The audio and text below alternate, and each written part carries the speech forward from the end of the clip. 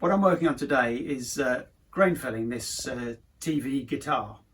And by TV, I mean it's got a TV finish, a finish which was popularised by Gibson back in the late 50s, although other manufacturers, Epiphone, did similar things.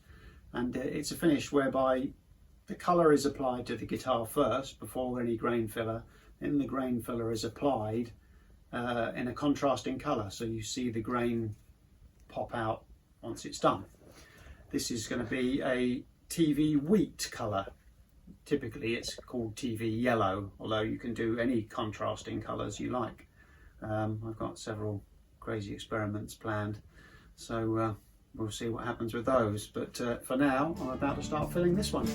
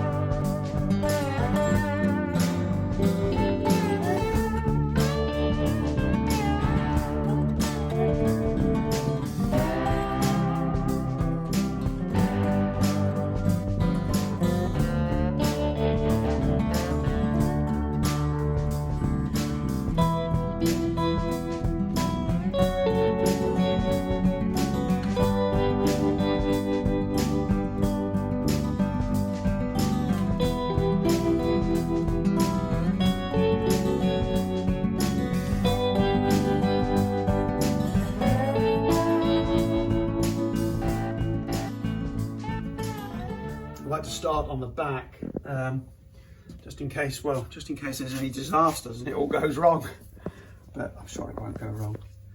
I sprayed this guitar about a week ago. I like to spray the colour and then leave it a week to shrink back so the pores are as open as they can be, and it also gives the paint a little bit of time to dry and harden off, because this Hessian that I use to put the filler on and off with is slightly abrasive, and if the paint's too soft you run the risk of basically rubbing all the paint off, which well, I suppose it might look good, but it's not the look I'm going for. So I tend to leave it for about a week to harden off before I apply the filler. But that's done and we're ready to go. I've experimented several different ways of applying this, squeegees, spreaders, all that sort of thing. And the thing I found best is to apply it with one piece of Hessian or cloth. I like this because it doesn't clog too readily and it gets the filler on quite cleanly. And then just take it off fairly quickly with another one. I find, I've seen it recommended where you leave it to dry for a period of time, and that's always a bit of a risky, because if it dries too much, you then have to work hard at it, and then you'll run risk of taking the paint off. And I like the paint to be super thin, so that doesn't really work for me. Also, squeegees and spreaders don't work on radiused edges and things very well, so I found a piece of cloth or Hessian in this case is the perfect solution.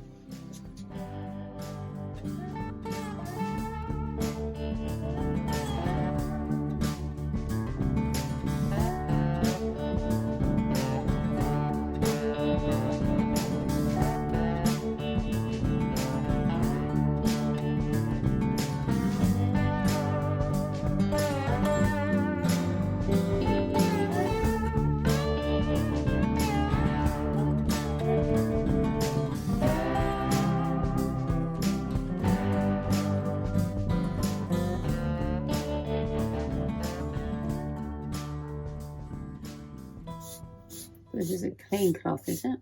Yes, this is, and I change these fairly frequently, so you see they get to pick up all the filler. And I do this fairly gently. I don't like to scrub at it too hard.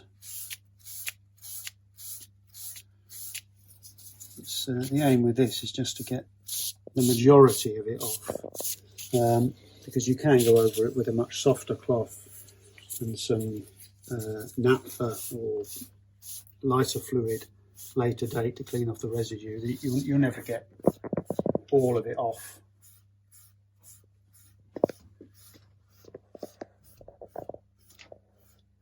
But what you can do is, if you've got a bit of residue, you can actually apply just a little bit more filler, which will soften the filler that's on there and allow you to work back at it.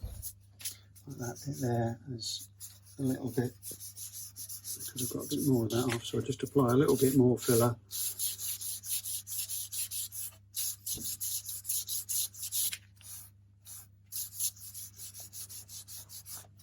You're never going to get all of it off. You do always have to go over it with a cloth to clean it up. So why do you have to fill grains in wood in a guitar? Well, if you don't, if you want the finish to be flat, you have to spray so much lacquer to build, to get the pores to fill. The finish ends up being much thicker. And it's also quite difficult to fill pores with lacquer, because due to the nature of lacquer, when it evaporates and the surface tension pulls it back from the edge of the pore, so you always get, the hole will literally never fill, and then you get little air bubbles and all things like that. So it never really works trying to do it with lacquer. So grain filler, it's a traditional woodworking thing. If you want the finish to be nice and flat, you always fill the grain first.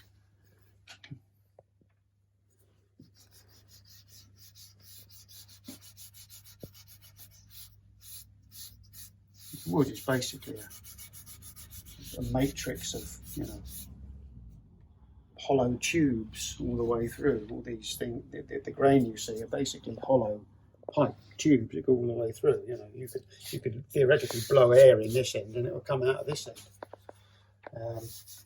Quite a lot of pressure to do that, but that's essentially what will happen. It's to allow the sap and whatever in the tree to rise up through the tree. So, does it matter if some bits aren't even at this stage? Not really. I mean, you can see some bits here where I'm cleaning it off are darker than others, where there's a bit left on. But that I can clean that up afterwards. So it's, as long as you get the majority of it off. And personally, I'd rather not. I could scrub at this to try and get it, get all of it off. But then I just run the risk of taking the finish off. Which I don't want. So I do my very best to avoid doing that. Oh, do you do grain filling after painting, not before? On most finishes, you would grain fill first. It would be the first stage of finishing is grain filling. But on a TV finish, you want the idea of the TV finish is that you see the grain pop. You've got a contrasting colour to the colour of the paint. You've got a painted finish with the grain showing. Like there's some discussion as to where the origins of the TV finish were. It was either that they did it to make it look like a 50s television cabinet, hence TV, or they did it because they thought it would look good on TV. I've heard both suggestions, and it's essentially sort of to get a look like a sort of a limed cabinet. It's a fairly long-standing woodworking type finish. You just get a contrasting colour, so you get it's painted, but you still see the grain. Normally, when you paint something, it becomes a uniform colour, and you don't see the grain. There are other finishes you can do where you do see the grain. You can do a translucent finish, like a translucent white in this case, like Fender used to do. Fender used to do a translucent white, which they called Mary Kay white, which was a translucent white, but that's a slightly different effect. So is this is this a more trickier grain filling process than, say, a normal guitar? Yes, it is trickier than a normal guitar, because normally you're grain filling straight onto the wood. You don't have to be nearly so careful. You can, be a lot more aggressive and less cautious when you're grain filling it for a conventional finish. Can this process go wrong if you're not careful? Well, could go wrong. In that if there's the things that can go wrong are if I haven't sanded the guitar well enough and I've got big sanding marks or any flaws in the surface, they will pick up filler the same as grain will, and that will show. Believe me, I speak from experience when I say that. So you do have to be very careful to have sanded the guitar really, really well. If you're doing this sort of finish, sand it once, sand it twice, sand it again, inspect it, and be super cautious when you're sanding it. That's vitally important. Also, other problems I've had, for me, other people might have different experience, but if I haven't left the paint to dry and harden up for a few days at least, I find it can be soft, and I've had issues with taking the finish off on edges and corners and things like that, where you maybe have to work a little harder at taking the filler off. So say you did make that error, how would you rectify that? Well, do you have to start again? You kind of do, really. It's the type of finish where you can't really repair it very easily,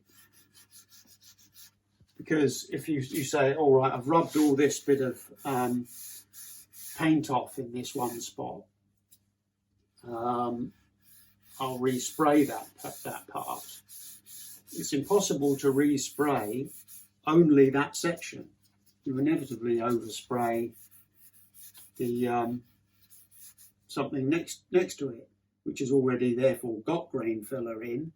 So you're spraying over the grain filler. And because it's got grain filler in, you can't re-grain fill it, so you can't do much about it.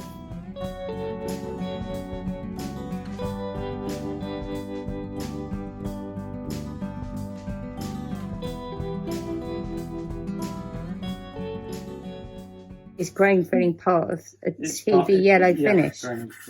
Grain filling after the colour is applied is part of the sort of whole TV process. That's what makes it a TV finish, it being grain filled after the colour is applied. The most famous colour TV finish is TV yellow, that you can do. In fact, the very earliest Gibsons, Les Paul Juniors, were a very light colour, much closer. Well, not quite as white as this, but they were sort of more of a slight light tan colour, and over time they sort of made them yellower. But even the lighter ones have become yellower over time because the lacquer over the top yellows.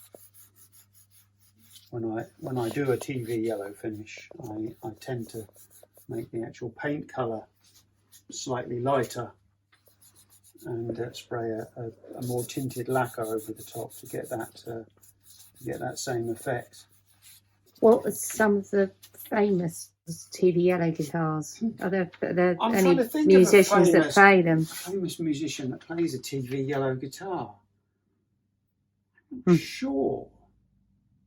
Lots of people have played them. I'm trying to think of someone who's known for playing a TV yellow guitar. Typically, they were Les Paul Juniors and Les Paul Specials. There's not many people who use TV yellow guitars sort of exclusively.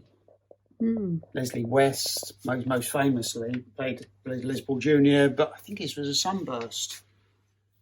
I think Johnny Thunders, Joe Strummer used to play one, but I think his was a cherry red one. So I can't. Maybe the viewers at home. Yeah, well, perhaps either. Yeah, perhaps you can write in the comments if you can think of a famous guitar or guitarist that used a TV yellow guitar. Because right off the top of my head, I can't think of one. It's a very popular finish. Lots of, it's. I get asked to do quite a few of these. Is it a lot more work than just a regular guitar? It would be a lot more work for you. It's more work than some. It's one of the most sort of labour-intensive finishes that I do. There's sort of advantages and disadvantages, if you like, from a time scale perspective with all of them.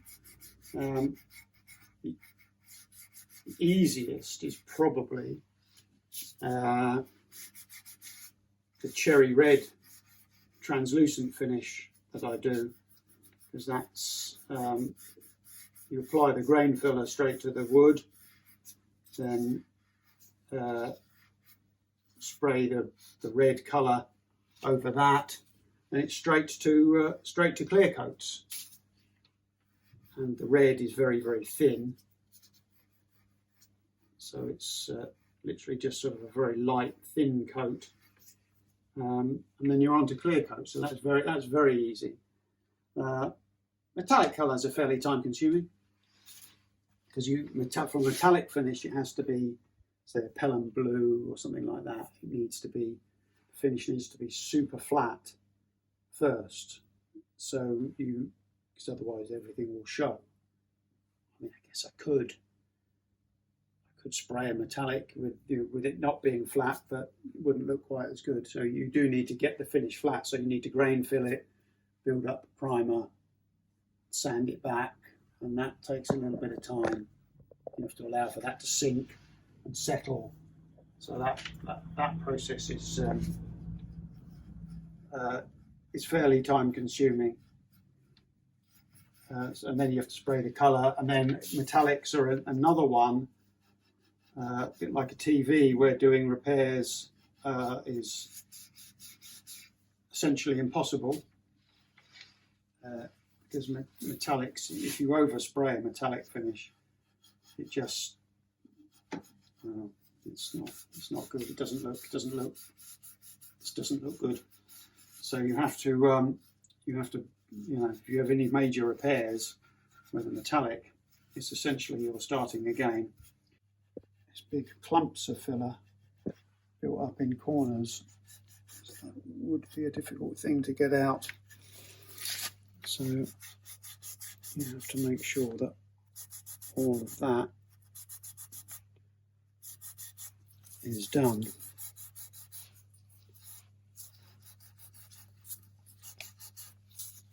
Like that.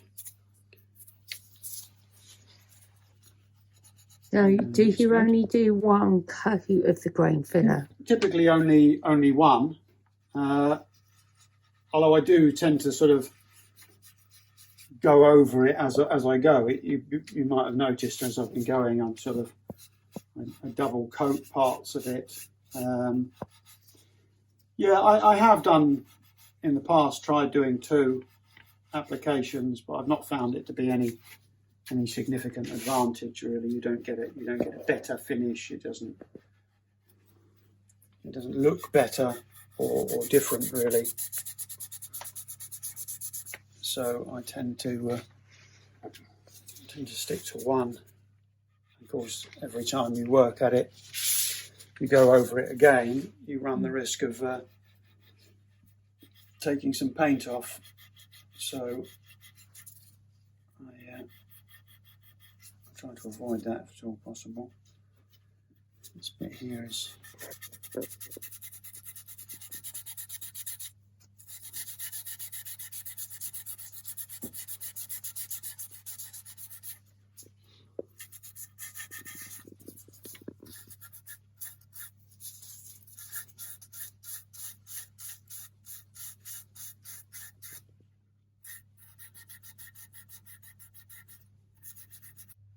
what I'm doing, isn't it? What I do is I'll go over it all, get most of the filler off, and I'll go back over it again with applying a little bit more filler locally here and there where I think it needs it and where there's a little bit of residue, just to get even more of it off. Like this bit here now is a little bit dry to start scrubbing at too much. I mean, that's actually not coming off too badly. If like there, that's a little bit harder, so I sort of apply a little bit more filler locally just to soften it up, and then I can clean that off. I'm doing all of this very gently. Obviously, with a particularly light colour like this, an almost white colour, the contrasting grain filler, it is a little trickier than a darker one. There's always a risk of fussing too much over every little bit when you start. So I try not to do that. I try to just. You are a bit of a perfectionist, Damien. Well, yes, I'm training myself to be a faster perfectionist. Yeah, I just don't want to leave any major residue that will require too much work when I come back round. Let's get most of it off. There, that's good. Now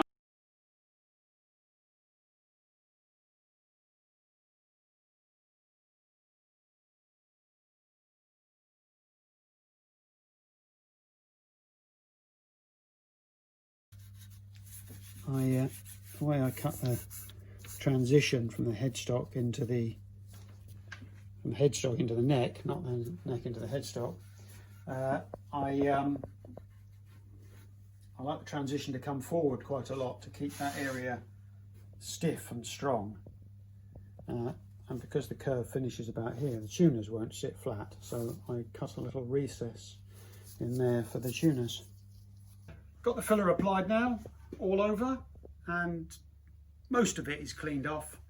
There's still a few little patches which need a little bit more doing, but I will leave that now for a few hours and go back to it with a soft cloth with a little bit of lighter fluid or naphtha on it, and then just very gently I can clean those areas up. I find that's easier than keeping on with this coarse paper here. It's a lot less of a risk, and with this you'll never get all of it off. So that's it for now. More soon. As all YouTubers say, if you like this video, please subscribe, like down below, etc, etc. I'll be making more as we go along. There's lots of things in the planning, so come back soon.